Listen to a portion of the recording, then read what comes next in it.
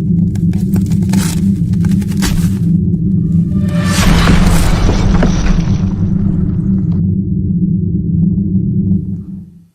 guys, welcome to Fantasy Tipped. Max here with you for another preseason analysis. And today we're going to be talking about injury-prone players. Are they worth the risk? And are they worth their current ADP? Without further ado, let's jump right into it. First up, we have Filip Forsberg, who's only played 81% of Nashville's games in the last 5 years. And he hasn't played a full season since the 2016-2017 season. The thing is, if you look at his last full season, he played 69 games in 2021-2022, where he compiled 42 goals, 42 assists, 84 points with a plus 22 ratio. He doesn't only have goal-scoring abilities, he's also not scared to throw the body around. The 1.7 hits per game is proof enough. Yes, the Predators' offense was terrible last season, but with new coach Andrew Brunette thrown into the mix this season, things could drastically change. Brunette is known around the league to turn abysmal offense into juggernauts. He's done it with the Panthers, he's done it with the Devils, and he might just do it with the Predators. Nashville had a 2.79 goals per game last year, good for 27th in the league, and they should be able to move that number above the 3 mark. Forsberg should have a big part in that. His ADP currently is 139.7, but I'm looking to make a move on him a lot earlier than that. Is he worth the risk? I believe so. Up next, we have Max Pacioretty, the biggest high-risk, high-reward player of this list.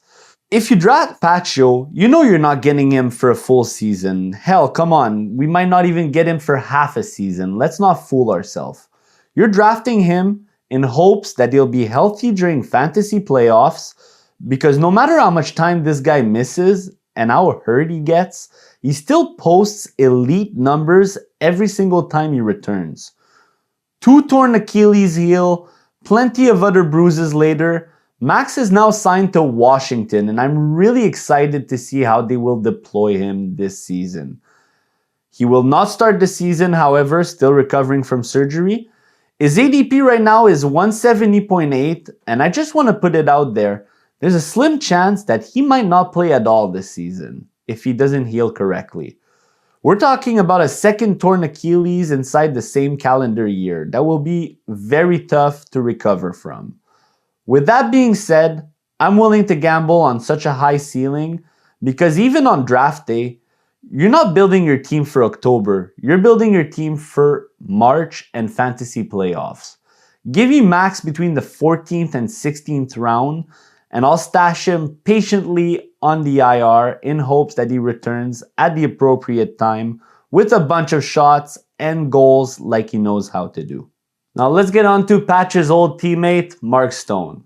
If this guy gets another back injury, we could be calling it a career for him. It's not easy to avoid injuries when you play the style that Mark Stone plays. He's been recovering all summer from all the bumps, bruises, and fractures injured from last playoff stint. He should be coming into camp healthy. Last year, he only played 43 games, scoring 17 times, adding 21 assists for 38 points, 9 power play points, 2 shorthanded points. Just 2 years ago, he had 61 points in 55 games in a more complete season. This is the all-around hockey player teams need, the all-around hockey player fantasy manager love to have when healthy.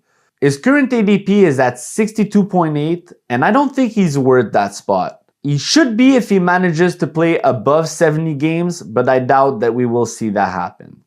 I would wait a few more rounds to gamble on Mark Stone. The risk is way too high to draft him this slow, in my opinion, but if you manage to get a healthy Stone this year, you're looking at an all-around guy that will give you stats all across the board and be a dangerous offensive threat every night. Is he worth the risk? Not so much in my opinion. After that, we have Evander Kane, who's never played a full 82-game season. Only 41 games last year, he got that deep cut in his wrist, he got some broken ribs in February, and he had a broken finger during the playoffs, and also what seemed to be a torn MCL. Still was somewhat productive with 3 goals in 12 games while still hitting in the playoff. This guy hits repeatedly, by the way. Plus, he has exposure to Connor McDavid, Leon Draisaitl, and he's always consistent when he's on the ice. Will he play the full season? The data says no. But one thing to note when it comes to fantasy is what kind of player do you want when you walk in the playoffs? And Evander Kane is exactly the type of player you want. Over 3 hits a game, which ranks among the best. 98th percentile when it comes to shooting with 3.6 shots a game. Those are elite numbers for peripherals. Only con is he doesn't see much power play time with the elite offense that the Oilers have. I would personally draft Kane in the mid-70s, 80s, and in Cats League and Bangers League, definitely in the 50s, 60s. His current ADP is 100.6. Is he worth the risk? Absolutely. Now here's a couple guys for deeper leagues and face-off counting leagues. First up, for new fantasy player who just started playing in the last 2 years, I present to you the Patrice Bergeron 2.0. Good on offense, great on defense, good at everything. Just a little worse than Bergeron in all-around categories. I present to you Sean Couturier. I hope he comes back the same player that he used to be. I've always been a fan of his game. I think he's a phenomenal late-round cheap pick. He hasn't played in a year and a half though, so don't expect a point per game pace right off the bat. And guess what? If he starts super slow and someone drops him in your league and you have room to move a guy or two, you have injuries, take a chance on him. He should still get top 6 opportunities, should still see some power play time, and he's going to be a very good fantasy depth player. I think he gets his groove back mid-November, early December, if he hasn't beforehand, barring any setback with his health. I love Couturier. Take a late round pick on him. I think he's worth the risk. Welcome back, brother. It's going to be nice to see him. Cam Atkinson for himself has been a model of consistency over the years. Just like Couturier, he hasn't played last year. It will be interesting where he slots in the lineup and with who he plays. I'm a little more nervous about him since he got 2 surgeries at the same time on his neck and triceps. But if you get him as a last round pick, you're not losing much and you may gain interesting value if he gets a top line spot and top power play spot in Philadelphia. Now let's talk about some injury prone defensemen. First up, I've spoken about John Carlson in another video before, and I think he will be a massive hit this season. His current ADP is 92.5, which ranks him as fantasy defenseman number 17. That's outrageous. But shh, keep that a secret. Don't go tell your friends before draft time. Because when he stays healthy, John Carlson will be a top 10 fantasy defenseman. And his ceiling is so high that he could be a top 5. With that being said, I think people are losing faith in the Capitals. The team is getting older. They were knocked with a bunch of serious injuries in the last 2 years. But I think they still have gas in the tank, especially with their odd year out of the playoff last spring and more time to heal. I see Washington coming out strong. Pacioretty coming back eventually will only help the already dangerous power play. Ovi netting more than 40 goals this season. You can expect Carlson to eat off of those goals. Elite shooting defenseman, great shot blocker, surrounded by offensive weapon. I'm drafting Carlson way earlier than his ADP, and I'm not worried about his injury history, and you shouldn't either. Is he worth the risk? Absolutely. There's no risk there. Now Zack Werenski, ADP 157.9. Come on, guys. How is this possible? Zack Werenski is incredible in shot volume, averaging above 3 shots a game in the last 2 seasons, which he played 13 and 68 games. He also averages 1.85 blocks a game before his injury and had 3 goals, 5 assists in 13 games. I am targeting Werenski way lower than his ADP. I think having Werenski as your third/fourth fantasy defenseman is championship material. I am not too worried about his injury history compared to most guys on this list. Most of his injuries have not been his fault, meaning he didn't put himself in dangerous situations. Bad hits, puck luck gone wrong, a few flukes in my opinion. This year, he should prove himself.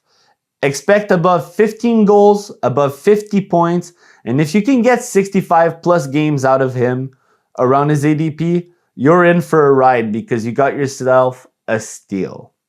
Aaron Ekblad is injured so damn much, we often forget how good he is when he's there. I think he's developed into a real number one defenseman at the NHL level. He scored above 10 goals in 8 of his 9 professional seasons with Florida, even through injury-riddled seasons. This season, Ekblad starts the year on IR and will be there for months, which is an awesome sneaky pick on draft day. His current ADP is 116.2, and if you haven't stashed another injury risk player before then, I think it's the perfect time to make your end of the year defense look very dangerous. This goes for Cats League, Points Leagues, and whatever settings you use. I am always confident in a number one defenseman that has a career time on ice of 23 minutes, that averages above 3.1 shots a game, and above a hit and a block per game. I think Ekblad is worth the risk around his ADP, even if you only get him for half the year. Now, I'm hot on the 3 defensemen I just spoke about. Jakob Chychrun, a little less.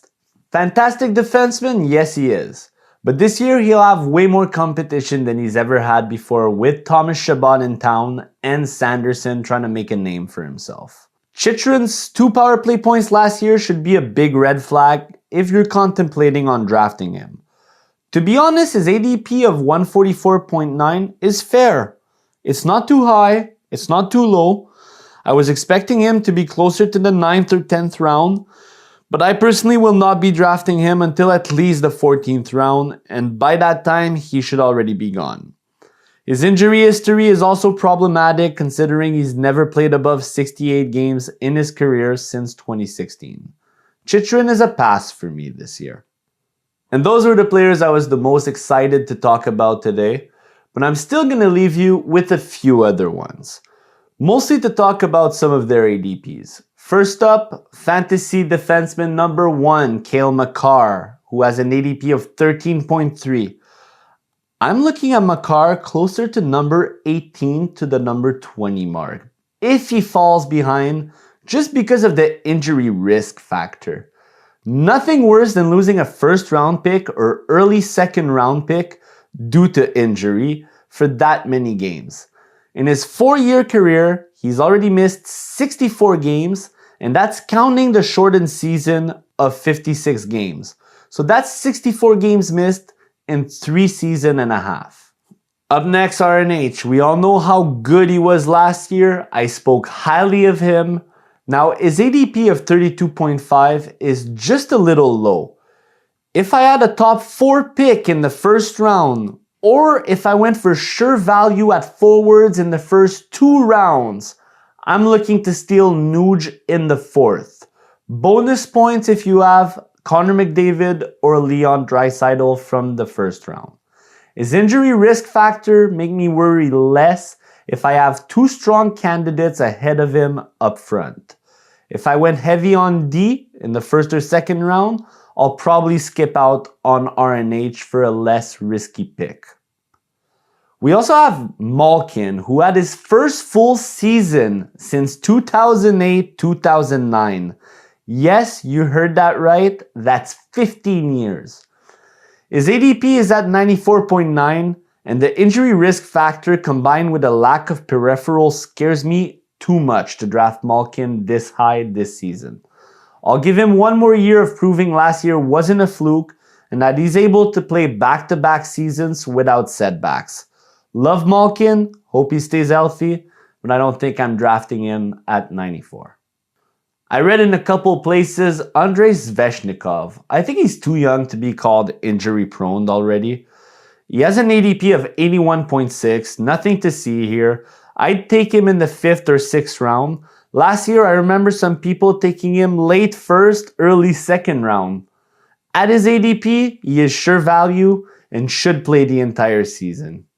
Another player whose injury history doesn't scare me too much is Tom Wilson. Prior to last year, he had never missed above 15 games in a season. Above 3 hits per game, 2.5 shots a game, exposure to playmaking centerman Backstrom, Kuznetsov, hell, even Dylan Strome. Wilson also gets power play time, and it'll be interesting to see if he starts on the 1 or gets a PP2 role. Regardless, his ADP of 157.5 provides excellent value. He for sure is worth the risk. And that's it for today, guys. Let me know what you think about that. Let me know if I missed any player. If you have any questions, feel free to ask down below. If you like the content again, please click the like button, subscribe to our channel. Always nice to be with you guys, and I will catch you guys soon. Thanks for watching again.